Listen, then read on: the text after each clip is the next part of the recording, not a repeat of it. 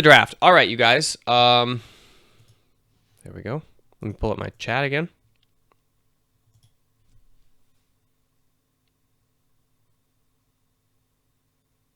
Writing my essay while watching your stream, is that viable, or should I just watch you? Ha! Ha ha! Ha ha! I don't know, man. That's a hard call. You know what I would do is procrastinate on my essay, so I can't really give you good advice here. All right, so we have a first pick Ezreal. Oh, wait, let's say Galio, Ryze, and Azir ban. Okay, so apparently Galio, Ryze, and Azir are still decently strong. We have Zoe, Alistair, and GP ban. So these are first pickables. Looks like they want to. They don't want to give over Tristana, Alistair. It looks like they don't want to give over Zoe first pick. It looks like they don't want to give over Gangplank first pick. So they give over Ezreal, and then they know they don't have to pick an AD carry, so they pick jungler support. Apparently they don't want to give over Ezreal Braum. I'm impressed Braum is good into Ezreal, and seems like Braum is a really top tier support right now also, once you take Alistair off the table. So they pick Braum, and they pick Skarner. So I feel like this is a Korean thing or something. I don't know. Are we seeing Skarner have tons of success outside LCK? Or I don't know. I haven't seen very many successful Skarner games. So maybe it's a good pick. Maybe it's not. He has a stun now, right? You hit the projectile and you auto attack and you get the stun. I like Skarner because he promotes super aggressive playstyle and invades. And once you get ahead with him, you snowball super hard. So yeah, I know he's being played a lot in NA, but successfully. I'm not talking about played. I'm talking about played successfully. There's a big difference between being picked and actually winning.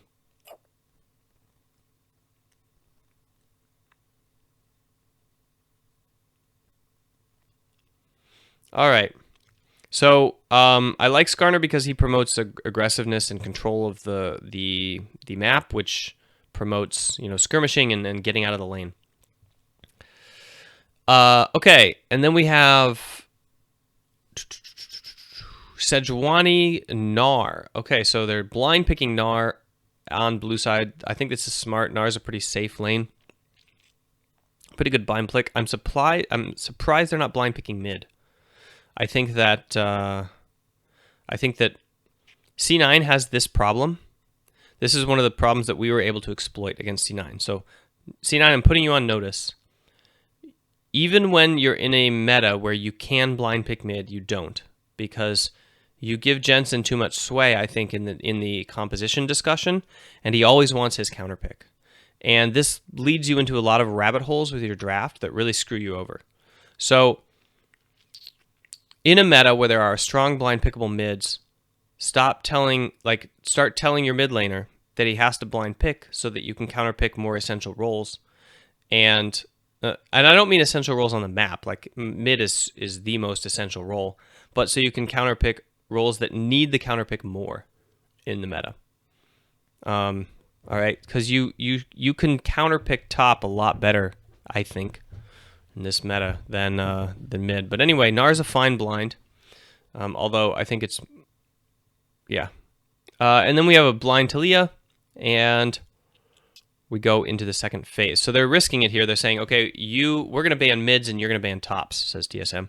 Okay, great. So they ban Cassiopeia and Corki, the two counters to Talia, and C9 bans, looks like Xayah? I'm not sure if that's the Xayah icon or not, and Camille. I guess Camille is pretty good into Gnar. All right, so then TSM picks the counter matchup. They counter themselves. Or I guess it's not really a counter. It's like a soft counter, lane counter. And then we have an Orianna Taric pick. Okay, Taric's pretty solid support in this meta, it seems. And Orianna, I have no clue if she's good or bad right now. And then Tristana from TSM. Great. Oh, that's a Varus. Okay, yeah. Looks like Xayah. It's actually a Varus. That's funny. Okay, so fine. Both teams have a draft. TSM's draft has a pretty insane early and mid win conditions. with the Skarner, with the Talia who wants to roam. We have a very immobile C9. It's super hard for Talia here to do anything. Ezreal can literally just hop over the wall. Gnar can hop over the wall. That's without even flashing. Their jungler has a dash that goes over a wall. So Talia's biggest plays are going to be against Orianna and Taric, which doesn't feel super good, I would say. Orianna is not going to be in a lot of like front positions unless you're perks. Then we have,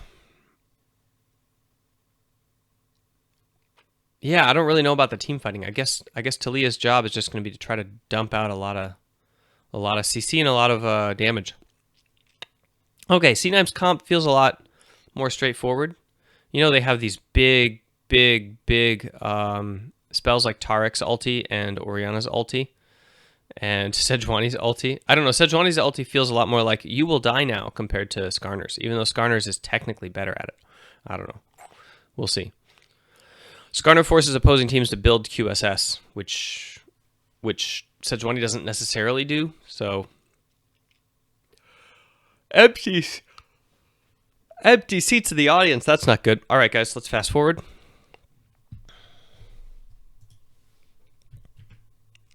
Okay, here we go. And now I'm going to put it on fast speed. So zone defense, doesn't seem like we have invades anymore at all. I'm really curious if that will change.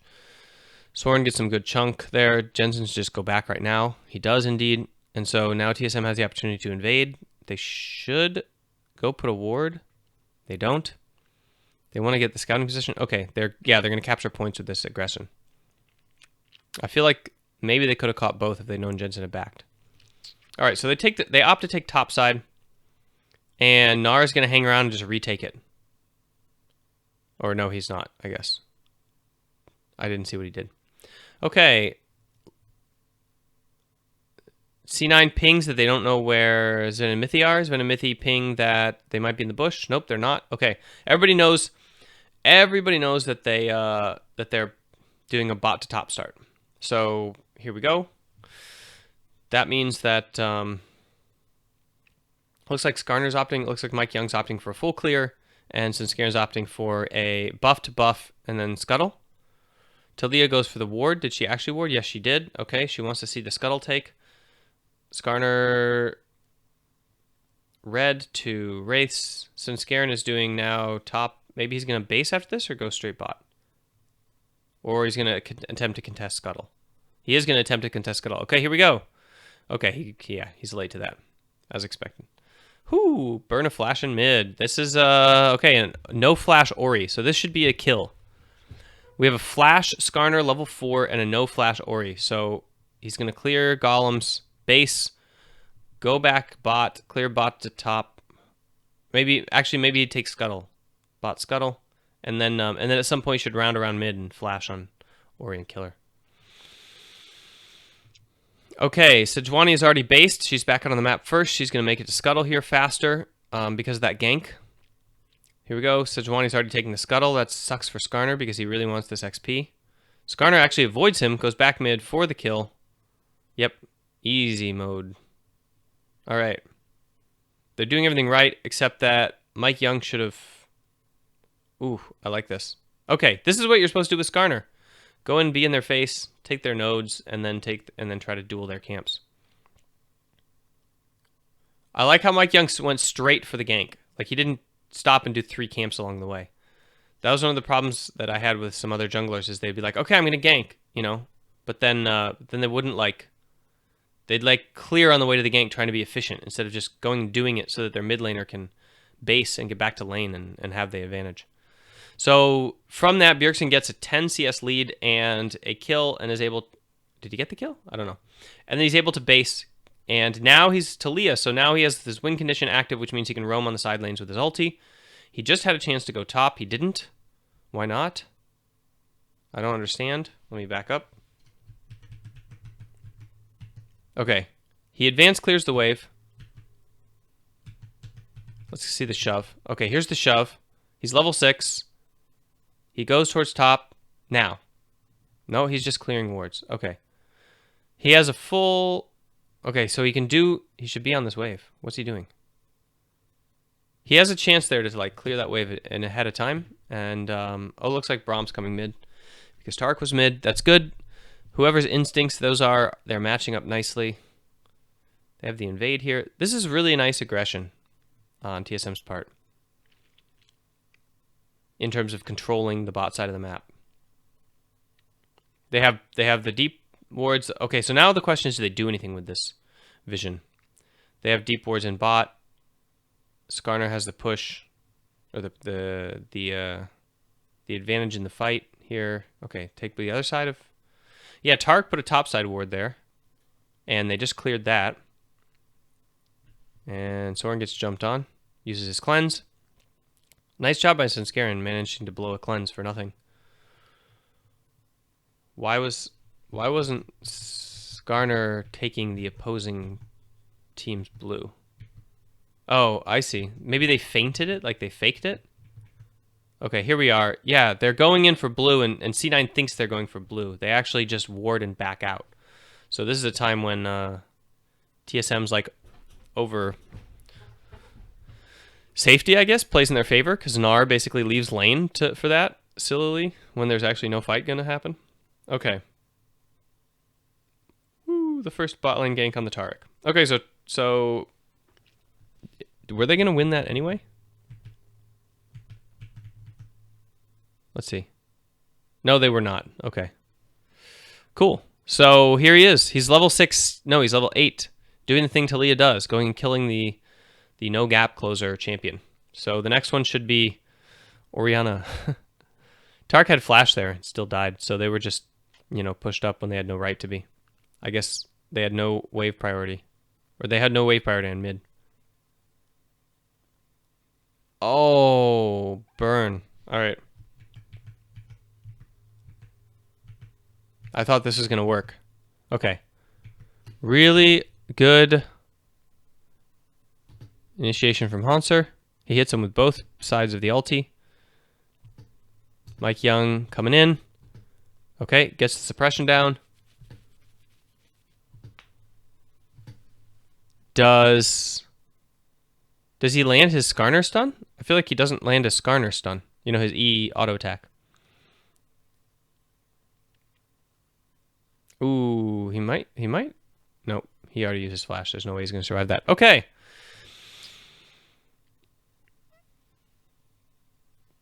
That sucks. But that's really good. That's really good vision dancing from Mike Young. I liked that. I liked how he was out of vision. Good timing from Svenskeren. Let's see, by the way, where he was when this gank started. All right, he's recalling. No, he's doing blue. Oh yeah, so he's actually finishing blue. He's like, okay, no. He gives up blue. He gives up blue and runs. Runs there. Nice. Okay. Or maybe he was doing Gromp. I couldn't actually tell. I think that he started blue to hold it for Ori. Okay. 2 kills on each side. We have Gnar Sejuani versus 2 on Bjerg. So Soren should be basically not trying to use his ulti to zone people off and kill, but going to pressure into the jungle with his Taliyah, surfing around the map and moving on, stacking waves. I think and the bot lane obviously is the lane that can stack, because you can't stack versus Gnar as an Ornn. So he should be constantly moving with Skarner into the bot side, into the opposing jungle, clearing out vision behind the red buff wall here and in the tri-bush, and then trying to allow Tristana to auto-push the wave with her passive and just AFK hit the turret. That is what Taliyah can do to win this game right now with her advantage. All right, now she has to give, because Skarner needs to go top to clear camps, and she cannot contest the wave until Skarner is back ready to go on his side of the map. So Mike Young is busy, basically, taking camps.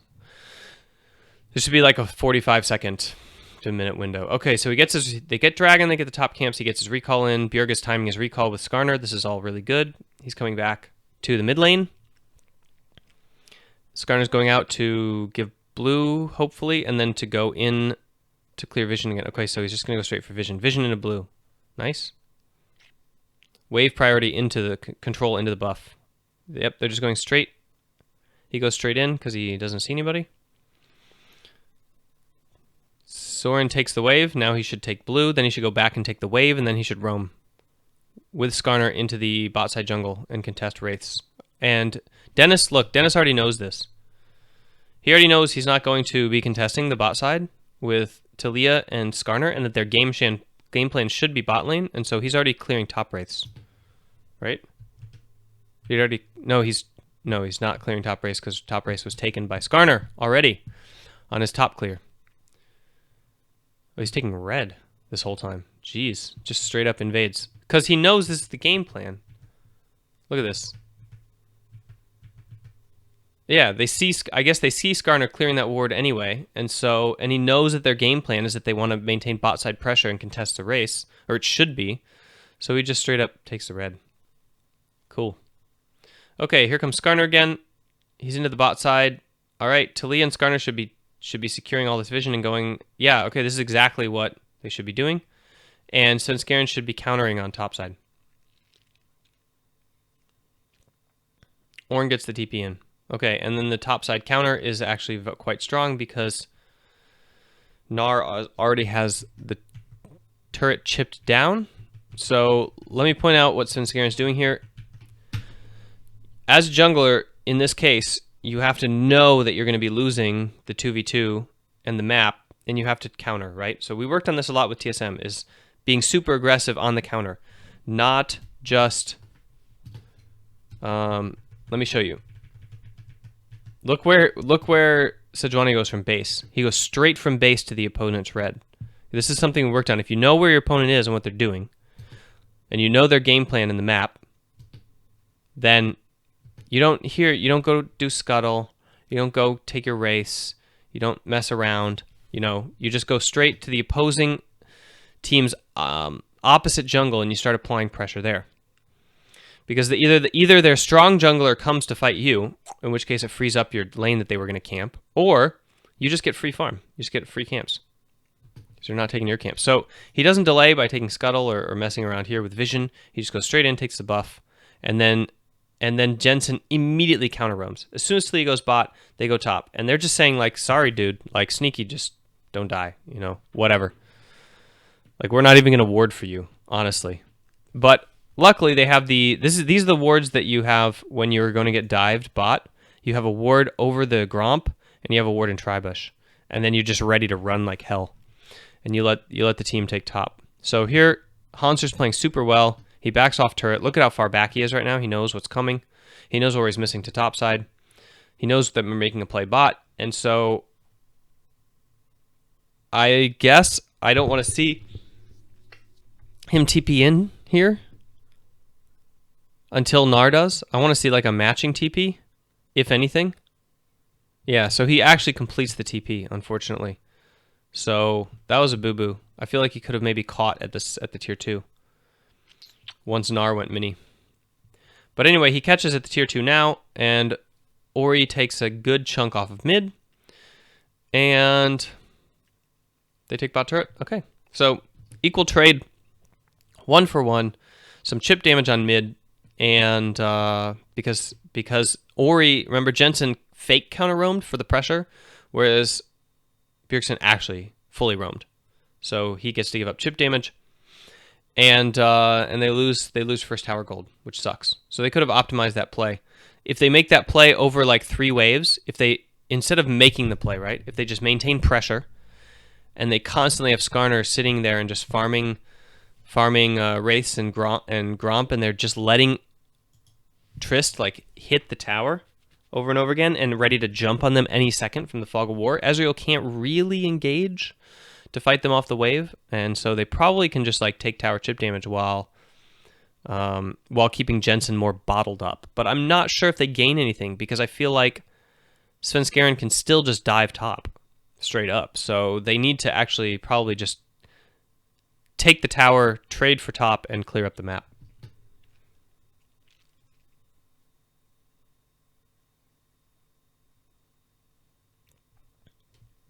All right, so far So good from TSM. I would like to see now pressure on mid, actually. I would like to see them free up the Talia even more and make Ori a little more confused about where to go, because she's so much more vulnerable without a turret, this champion. Like, they need to abuse that. All right. Lane assignments. Everybody's recalled. So I don't know what happened during the replay because we couldn't see the map. But everybody recalled. Now we have Mithy's going out mid. This is good. Triss is going back bot, so they're going to try to prevent the sweep. So here what they want to do is they want to find a way. TSM wants to find a way to push this wave all the way to the tier 2 and then lane swap. Okay? Or they want to stay for Drake. The Drake's in a minute, so they want to find a way to push this wave all the way to tier 2 and then set for Drake. But the reason that they're putting their bot lane back bot instead of swapping to the top and taking top turret is because either they don't have a winning matchup, so they can't actually take that. They don't have tempo, so they gave up their tempo maybe for something else, or they just want to position bot side for Drake, which it looks to be more the case. So right now, Tristana should catch this wave solo. So Tristana should catch this wave solo, but Braum and Skarner and Talia. So look at Braum is freeing Talia right now, and they're first on the map, so they have tempo into the river. So Tristana should be able to catch this wave solo while they're posturing in the river, and after she catches, they need to support her while she catches the second wave, advanced like right here, and then they move in as a unit, as long as Ezreal is not on the play. If Ezreal's not on the play, then they can actually invade with the 3. So let's see if they do it right. Sometimes I see them mess this up. All right, so Mithy goes right in. This is kind of risky, but because Tristana is still catching, right? So this is kind of risky. I don't know. But they have vision. I guess they have vision on everybody. All right. Sexy. Mike Young just makes an insane little play there. And Braum is still close enough to mid to save the turret. So they don't even get the counterplay. C9 immediately tries the counterplay, and then Svenskeren immediately goes top after he realizes he can't take mid. Counterplay again. So they're just giving up Drake position at this point. They're just going to trade it for... they're going to try to trade it for Herald. And Mithy knows this, so he wants to ward Herald and then set up for Drake. It looks like Ornn has a ward. Or did Mithy set it? I didn't see.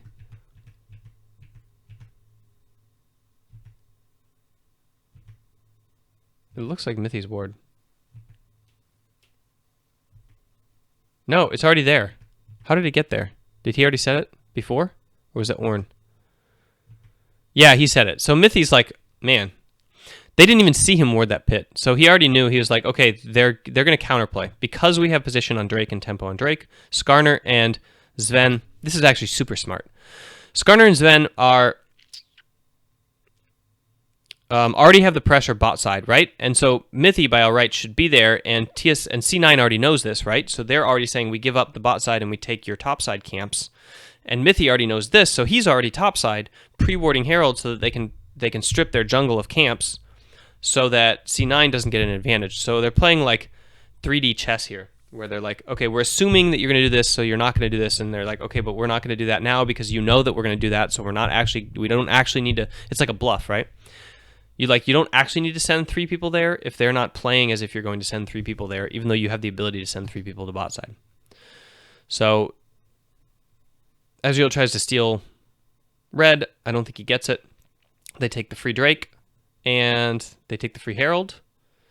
And this is C9 playing really, really well at swapping wins, where they are moving so fast. As soon as TSM gets an advantage, they immediately move to the other side of the map and take the opposite of whatever it is that TSM is doing.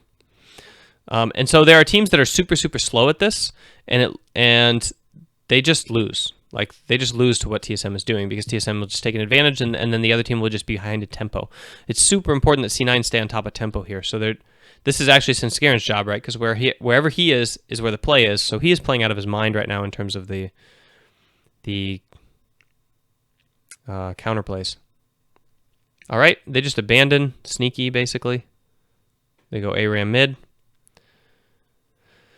Triss goes to catch. Okay, so now they're at 19 minutes. Drake is taken. They want to push this wave all the way to tier 2, and then they want to swap to topside. C9 sees that there's 2 people catching bot, and they're immediately dropping this in mid lane in order to go to topside vision. Yep, sick. Just takes the turret straight up. I would like to see. So what I'd like to see is a shift play. I would like to see Sven and Mithy actually take the next wave. I think they left too early, and then shift onto the mid lane on the next wave.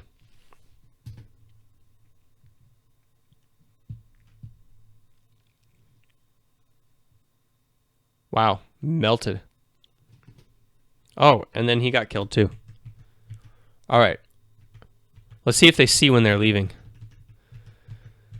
Okay, Tristan Braum, they take this wave, and then they go mid. Why did they go to mid early? They know here that they need to take the next wave, and then either shift mid and then shift top, or they need to take the next wave and recall and go top. So I feel like here they're being baited by Herald, actually, to go mid too early. Because Skarner should, like, they abandoned the Herald. Skarner should just kind of go into the bot side jungle, support Zen and Mithy while they're pushing the next wave, clear a little vision maybe. And then they should all shift to mid as a 3, or they should recall and all just go topside with tempo.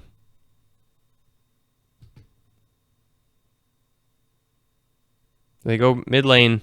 They have no advantage of pressure in the bot. This is an even wave, okay? So this is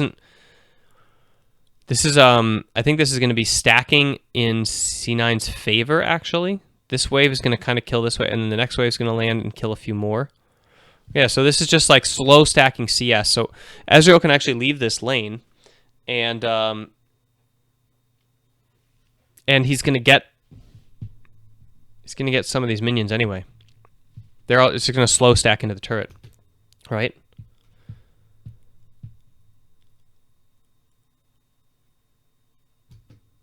All right. Yeah, and then they just get caught here. They have no vision topside at all. Sven's already going top. There's another problem. So Sven clears the wave. No, Sven is going top. All right. Yeah. So it's not even a fight, really. All right, so now TSM has to go holding pattern. They basically have to hold mid wave until Talia comes up. Then they need Ornn. Ornn's going to lose the push on bot side now. So basically by giving this up, they're also about to give up bot turret, because what they needed to do was clear next wave and have tempo into top side. Now they lose tempo. C9 gets the setup, and they're going to be able to send Gnar bot side faster, and he's going to get the pressure, which means he's going to just chip down bot turret for free. So that's it. They just lost bot turret with this play. There's no way to keep up the pressure for bot turret. Oh, and maybe they lose Baron too, although Mike Young is still up, so this seems super risky for no reason. Okay, awkward. Why wasn't Mike Young there to steal?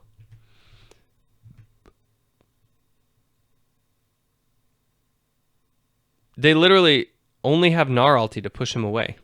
I mean, I feel like he could have flashed in and contested. C9 should be attempted to be punished for attempting this. They shouldn't just give up Baron for one pick. Oh, they killed 2. Oh, maybe they get the priority. I don't know. Mike Young, come on. Come on, man. Go fight this. Don't just trade it for farm. At least die trying to steal the Baron and win the game. All right, so they send Ezreal bot. Interesting. Yep, they want to do bot turret. Bot tier 1 turret. So Sarah deploys. Let's look at the C9 Baron deployment, guys. So one thing I like to see after Baron is immediate reset. Nobody goes camping for waves unless the waves need to be taken before reset, but they immediately reset. They're deploying out of the map. Duo to bot side, Gnar to top side. They're going for bot tier 1, probably tier 2. Tarek realizes that he just took the wrong path now, like a dingbat, and he goes and joins the mid. That's Smoothie being like, whoops, haha, I was auto-pathing. You'll notice Mithy would never walk out in lane there in a million years with a Baron deployment. He's always going to go with the jungler to enter river through through the ramp. All right, and they go bot side. Sven and Mithy play it smart, and they manage to back off from the engage. C9 tests to make sure that they're playing it smart. And then they're sieging. Okay, are they going to siege? It looks like they're going to try to siege. So TSM pretty much swaps Hanser to mid and then tries to weather the siege. Where did the Gnar go? Okay, so Gnar swaps to mid. Gnar gets the push and then swaps to mid. So Hanser needs to accept this push, catch it, and then go to mid. Alternatively, if they can weather the storm and just give up tier 2, they can keep Talia mid and Hanser can just free push top. That's maybe what they should have done here. Instead of trying to get a fight, they should let the Baron have advantage on the wave. They should try to create counter map pressure. So one of the things since Garen has been doing really well this game is counter map pressure. And one of the things that TSM is not doing right here is just like, I don't know, use Talia, you're losing, right? You're going to lose in tempo, you're going to lose in pressure. So you need to get tempo somewhere in the map. So you need to have Hanser pushing top lane here, or Talia, whatever, anybody. And then maybe Talia can use her ulti to block off one wave, you know? Maybe she stacks one wave and blocks it off here. And then that buys a little bit more time. And then maybe she pushes one wave mid and then goes bot just to cover and catches. And then, you know, just like use some sort of stalling pattern, give the tier 2, but give it slowly. Right now, they still have equal turrets, right? No, they gave up one tier 1, right? So maybe they can get top tier 1 in response to this if they just let Hanser push. They can trade top tier 1 for 2 turrets on bot side. I mean, they lost Baron, so they have to agree to give up something, right? So I would like to see like super aggressive tempo on top side, especially with Talia, who can just randomly show up and join the Ornn. Let's say Ornn gets this wave all the way pushed right here, right? And then they just send Gnar to go and catch. The pressure is lessened on this side of the map. And then Talia can just join him. Like Gnar, they can just dive Gnar, you know, with Talia. So, all right. Hanser dies mid.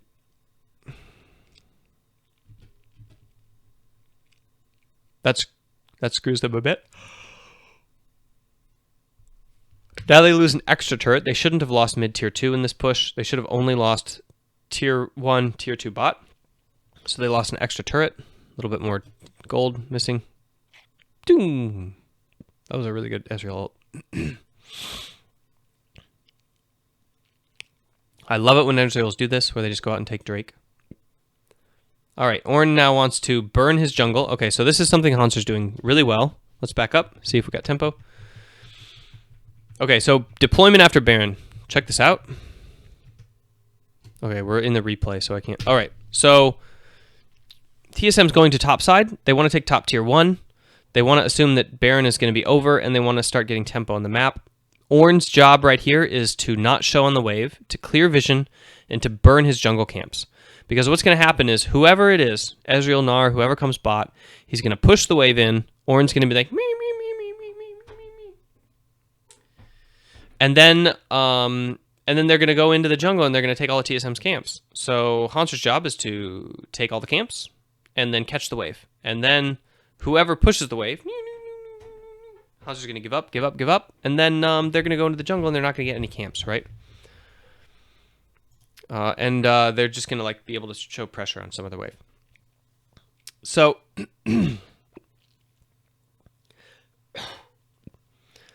I like the move from TSM right here. I feel like this betrays that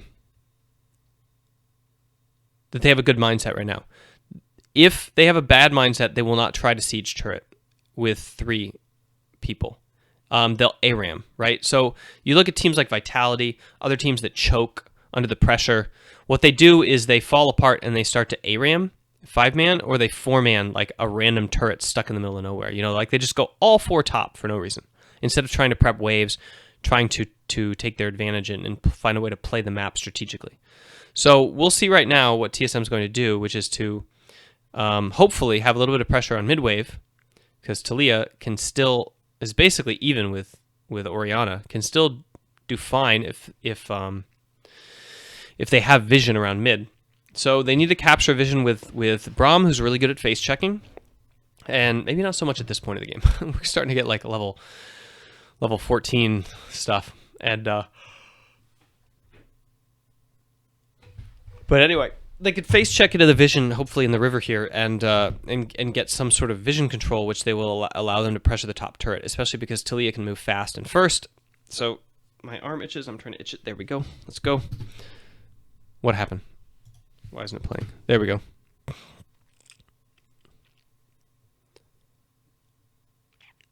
All right, C9's a little lost. They just like smooth, like who is it? Licorice did not know where to go. This is a misplay from him. If you notice, let's back up. So Licorice. C9 should be setting up for Drake or for wave pushes, and it looks like they want to put Ezreal on bot side wave, or if Ezreal's going to take Drake, then what he needs to do is push bot side wave all the way in until he can reset for tempo, right? So if you're committing to the Drake setup, which means you're committing to your AD carry either mid or bot, and in this case it's going to be bot because Orianna needs to be mid. It makes no sense for Ori to go bot. In which case, Gnar should be top, and he should absorb pressure here, or he should strip the jungle. The same thing that Haunter's about to do. He should take these camps before the opposing team shows up here, because they can't contest Drake. And Ezreal's job should be to push all the way to here, and then recall at the same time Gnar recalls and go top, and Gnar goes bot or camps or something. So this is Licorice kind of not being exactly sure of what he's supposed to be doing as a top laner. So he starts going bot. Then he starts going top. But he's late, and he's late to these camps, so he can't really take Gromp either. Oh, he just did, though. Did he just take Gromp? Looked like he could Gromp. Good for him. And then he's got this, like, Spidey sense, 3D attack, sensation there. Really good. They put Talia on the wave instead of continuing. So they did the thing that I was saying they shouldn't do, which is they should have controlled mid-wave. They're panicking here. They're sitting in a bush instead of having a 3-man top and Talia mid with pressure from here, from this like sideline bush. They should control this mid-wave. There's no reason to give it up except to like camp in the bush for a pick, which is like a we're panicking and we're gonna lose play. I don't like it. I don't like it at all. I think it betrays weakness and unmanliness. Really nice clear from Ornn. Basically just like one man ends their entire push. TSM again going off the wave here. Like they're just in the jungle. Okay. I guess they can't really contest this mid wave, they feel. I guess they just feel super weak compared to C9 right now.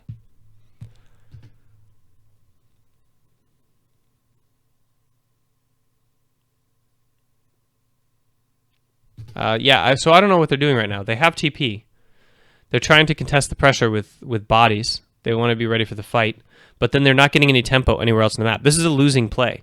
Unless C9 makes a mistake here, TSM isn't making any proactive play that will win them this game or the tempo. All C9 has to do is play well, and they will win this.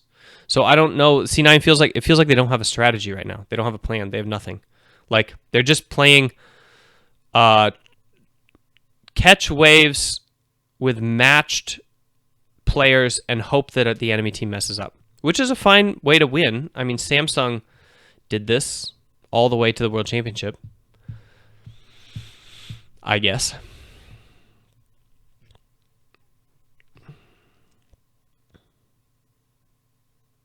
Yeah, they have like a minute. They have a minute, and they had 2 minutes till Baron. They need to be getting some sort of pressure somewhere on the map, but they're catching mid as 2.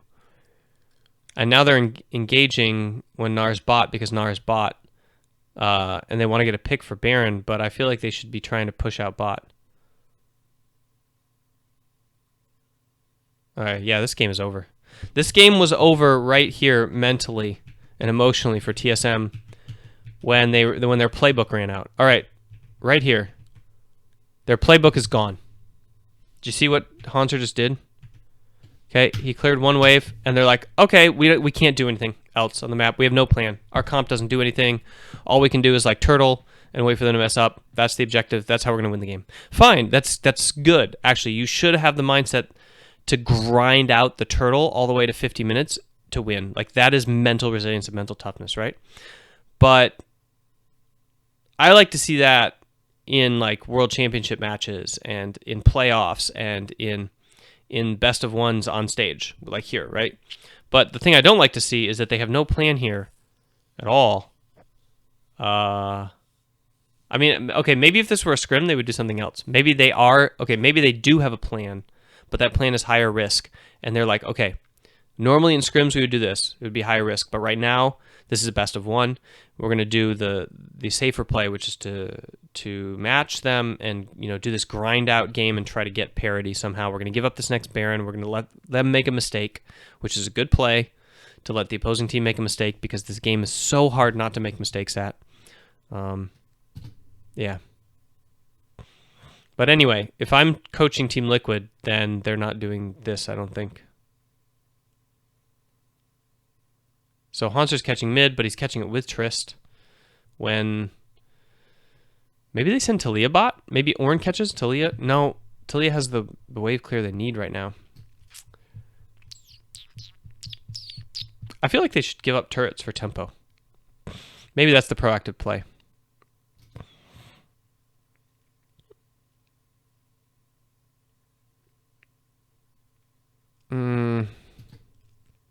Yeah, there's just no way for TSM to do anything or win right now.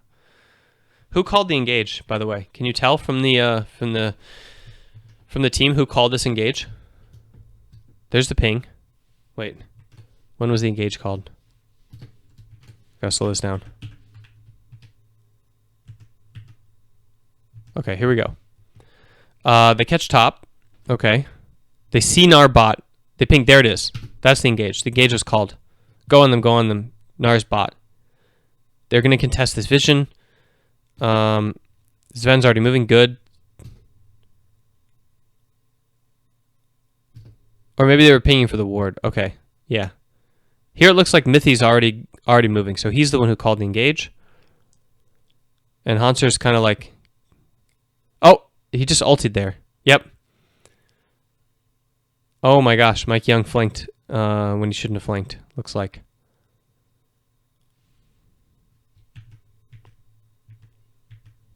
Yeah, Mike Young should not be flanking here. He should be running straight at them. You're a Skarner. When you're a Skarner, you don't really need to flank. You kind of want to use your suppression. You don't want to catch somebody in the back and drag them to the front of the fight. You want to suppress whoever gets on your Tristana at this point. Because this is going to be a long fight if you have a Talia in it. Talia does damage over time, doesn't blow somebody up that well. Oh, Smoothie just straight up cleanses it, yeah. He's never going to drag anybody anyway. I don't think he should flank there. He just trades all his HP for nothing. So Mike Young messes up by trading HP for 0. Tanks in a fight should always be trading HP equally. If you trade HP when the opposing tanks are not trading HP, I mean, it looks like that Gnar should be dying right here, right? He's on Sven, I guess Bjergsen, but he's in the middle of the team, so he's getting hit by everybody.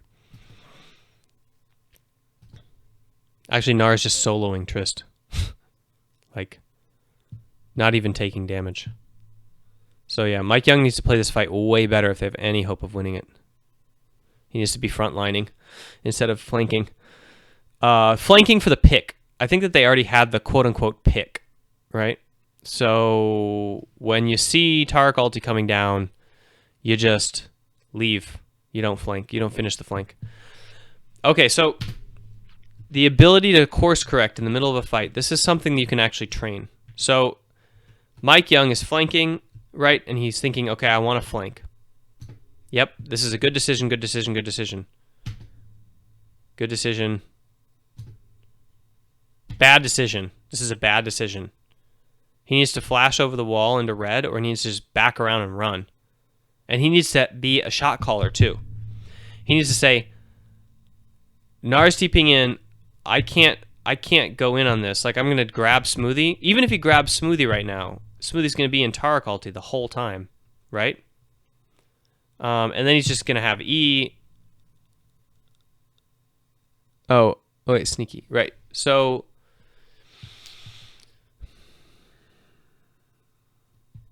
right now what he wants to do is be like, okay, we blew Taric ulti. Great. Okay. He wants to call off the engage. He wants to back.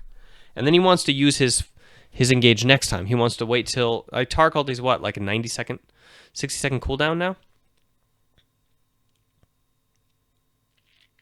Yeah, that's actually a good point. Where are all the freaking Taliyah walls? How come they're nowhere to be found? Okay, there's no wall here. No wall yet. No wall. Is he going for the wall? He's going for the wall. Okay, now he can wall. First, he's in cast animation. Cast animation, he wants to get his damage down. Now wall. Wall. No wall. Yeah, he should be cutting off the tanks, and Mike Young should be on the other side. I don't think TSM has played this comp enough. I don't think they played Skarner Taliyah enough. Skarner has no dashes, right? And so his positioning in the fight with a Taliyah is super important. He needs to know which side Taliyah tends to wall off on, and he needs to be on the correct side of the fight because he can't do anything by himself on the other side. He can't jump over the wall either. Yeah, I feel like that's just bad. Sloppy team fight. I mean, they were going to lose anyway. Even if they team fight super well, they're probably going to lose. But at least it would have been closer. That was just a miserable team fight. So let me speed it up. Game ended a while ago. The game ended back when I said, Hanser didn't have anything to do. And all C9 needs to do is play well. Which they do. All right. Here we go. They're getting vision. Nope, they're not getting vision. Please tell me that wasn't Mithy in the river. Oh, it was Mithy in the river. Look at the vision they're setting up, you guys. Please don't do this in solo queue. You're setting up your vision as if you are in the lead somehow. Like as if you're going to defend. As if you're going to defend this vision. Like you just straight up lost a team fight. That was like a 4v5 teleporting in. And you're putting a vision here and a vision here and a vision here. What you need to be doing is thinking they're going to do Baron. We're going to take vision to know when they're doing Baron so we can take the other side of the map. And we're going to try to steal it. So right now you should be placing sneaky vision, which means like you should be putting vision here. You should be putting vision. I don't know if you can see my cursor. Yeah, you can. You should be putting vision like on the left lip of the Baron right here and in the top river bush. And you should be putting right here on the ramp. Right here. Because usually there's a pink ward here and a pink ward here, and if you put it right here, it can't be seen, but then you can see when they're zoning here. They have the pink ward in here, which is nice. And then I think that they want, I don't know, somebody should be pushing bot and just giving Baron. Maybe they want to team fight it still? They think they can still team fight it? Oh, holy flash miss. What the heck, Batman? Let's make fun of whoever that was. Oh, Smoothie. Wow. He could have double stunned them there. Hey, Kingmeyer, welcome.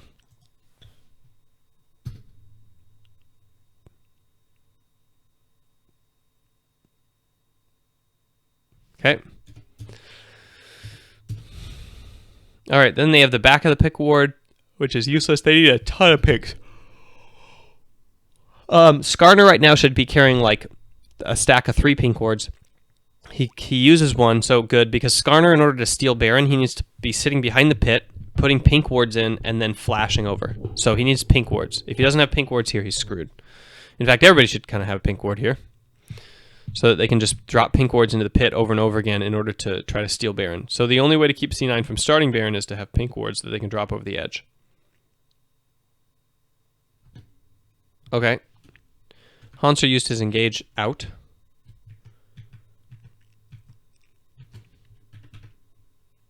Okay, they're contesting this. If TSM give up this bush right here, then they give up Baron, more or less. So this is a good contest. They should always contest this ward. They should always try to fight for it, and they are trying to fight for it. But they decide they can't fight for it, so they back off. They don't take too much damage, just Mithy takes a little damage.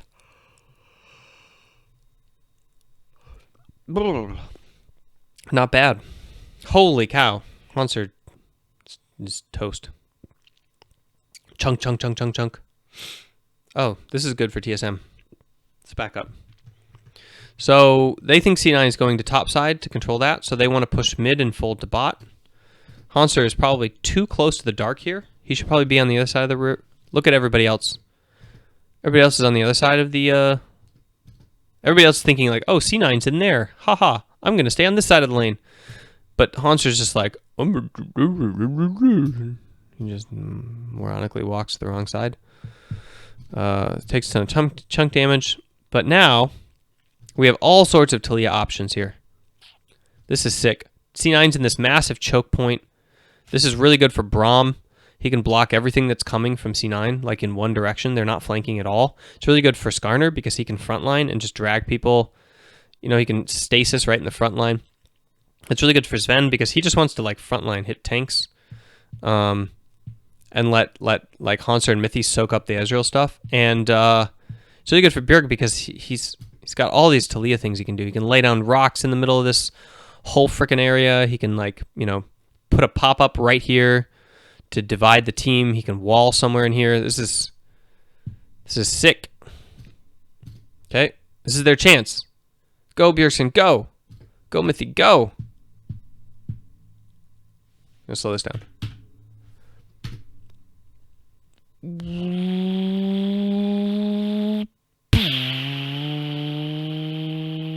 Oh, that was a nice block on the Ori ulti.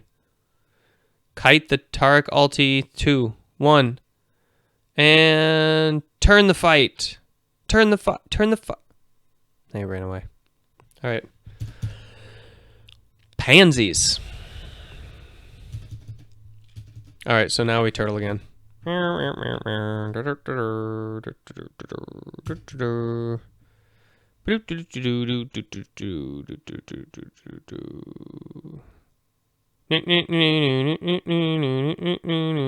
it's a wall.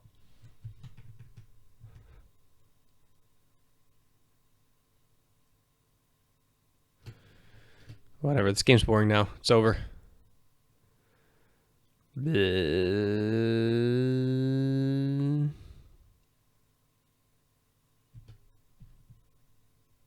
And the end. All right. Before we watch the ending screen, before I get to see Schadenfreude in action, what were the big turning points? So,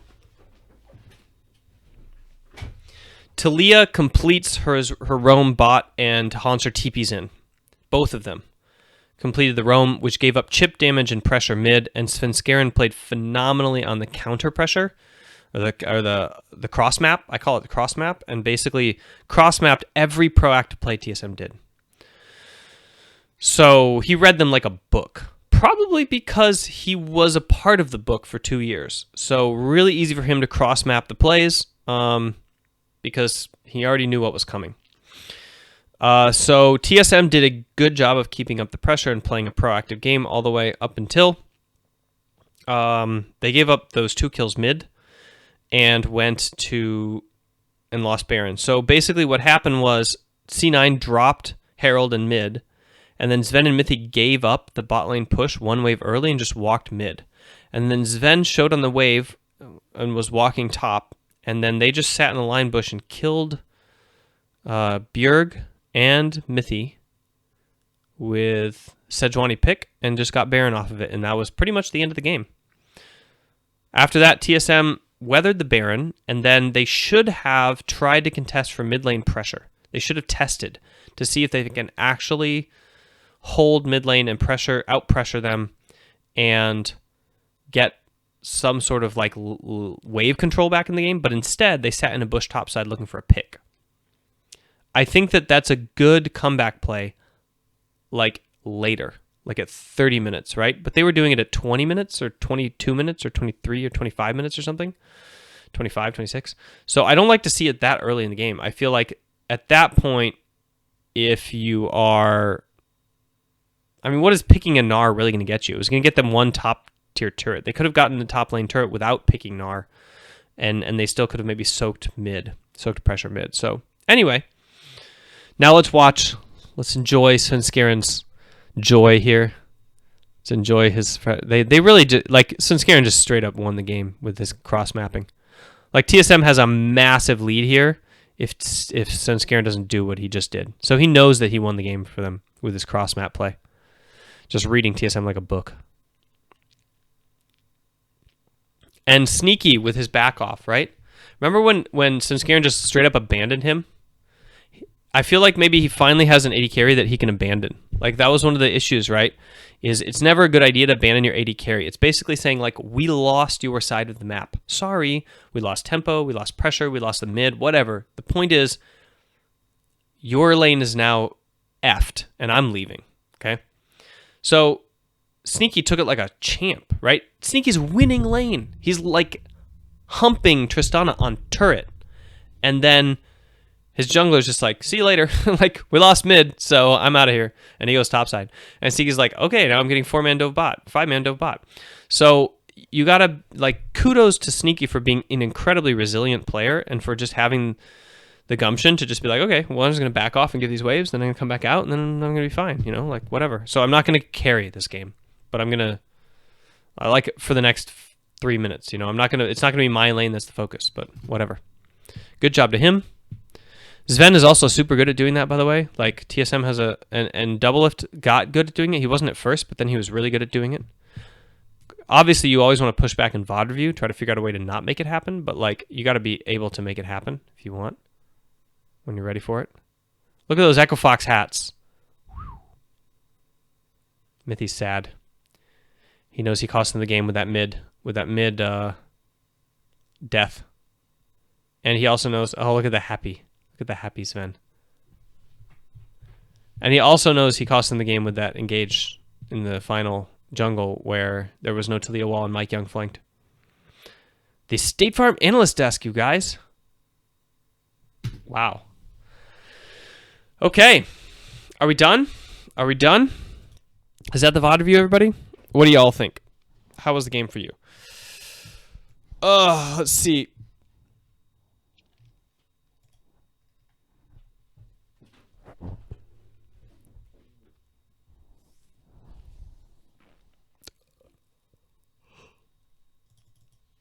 Ori is only really coming through with many mid bans. Ryze, Azir, Galio, Cassio, Corki, Zoe, Talia. Yep. No ult up for Talia. That sucks. Talia couldn't have been banned unless TSM banned it. Mike just can't get away because Ezreal's the Iceborne Gauntlet.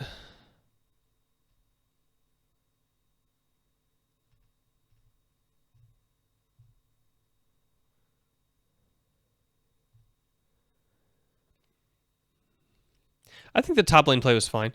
I think they could have got that kill. It was like Licorice just outplayed them, but it's fine.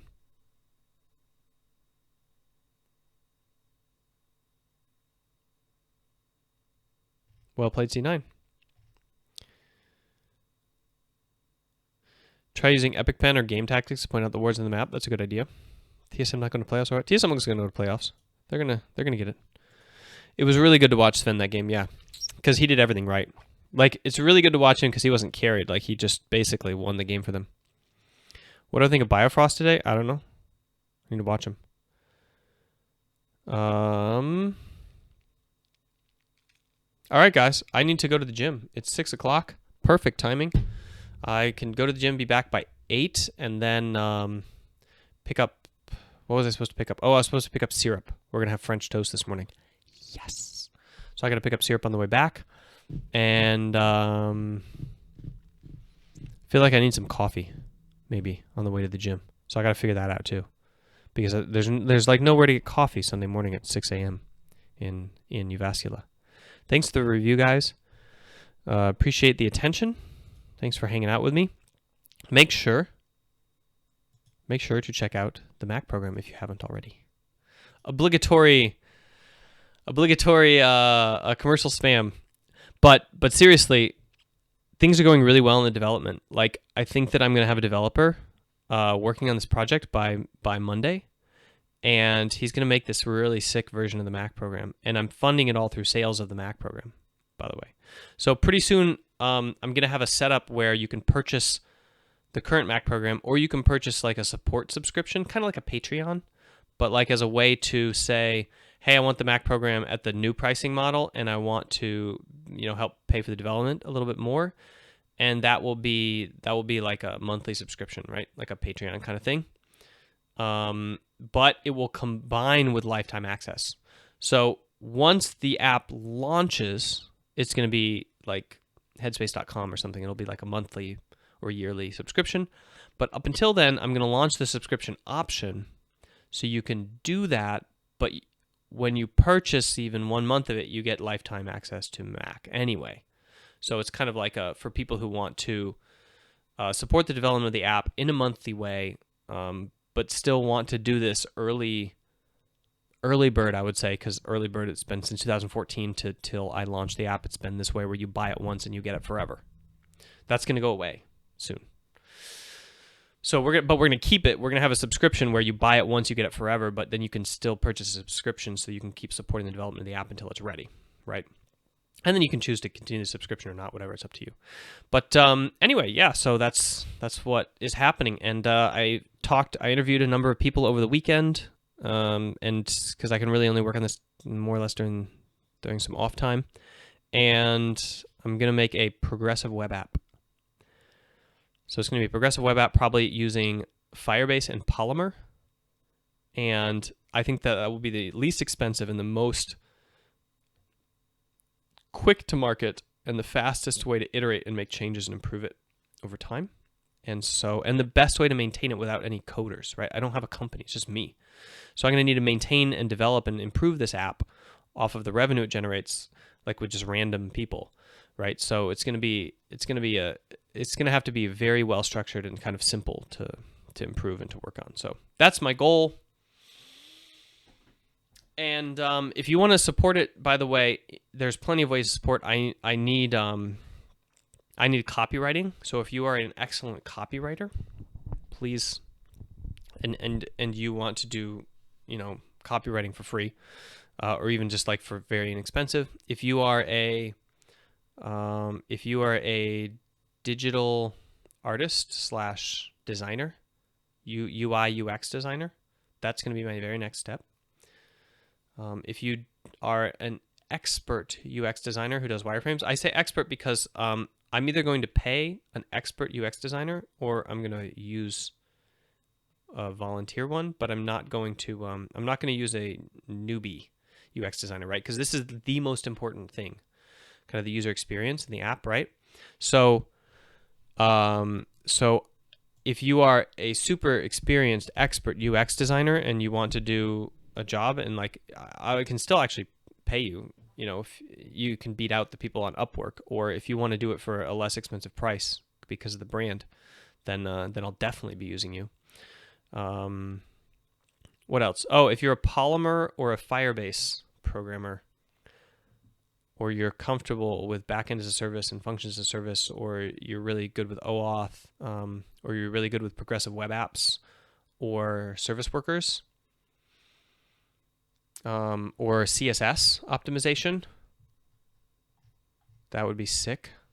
Classical guitar sounds, yeah, if you want to contribute music or animated videos to the site or the app, that's pretty cool.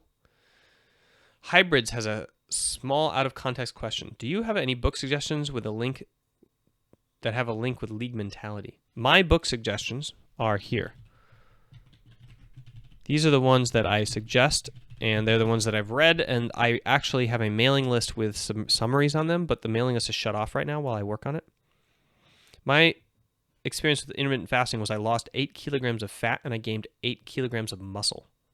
So I lost 16 pounds of fat in 5 months, and I gained 16 pounds of muscle. That was my experience with intermittent fasting. And now I'm about to do it again. It's going to be sick, man. I'm going to intermittent fast my way all the way to the Arnold Classic, baby. Message me a score you want me to learn and I'll learn it, says Matt. I have the recording equipment. That's got to be an emote. Weldon Swole. Oh, yeah. Yes. I'm going to make an emote called Weldon Swole. It's just going to be me like... I'm going to make a fitness brand, guys. I'm making a fitness brand. Screw this esport brand stuff. Fitness brand it is. Hey, Rakchora. Mike Young, Chibi, Lorlo. Hey.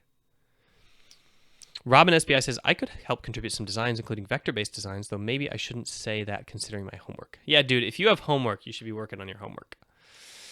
I don't want to impinge on anybody's life here. I'm going to be purchasing stuff. So I don't mind paying for it because the Mac program is the one paying for it, and I think that investing in something that's worthwhile is worthwhile, right? So it's just if you're like in a position to help, not if it's going to impact you in any way. Matt Stir is a practicing musician. Aren't all musicians practicing? Just sorry, that was a joke. All right, I'll think about it. I don't really know a lot of good classical guitar music or sounds, but if you think of this, Matt, you probably know better than me. We need music for meditation, right? So like classical music for like, let's say that there's like just background noise going on behind a talking head video, or that there's just background noise going on while a person is kind of like meditating. Usually it's like white noise or something like that. But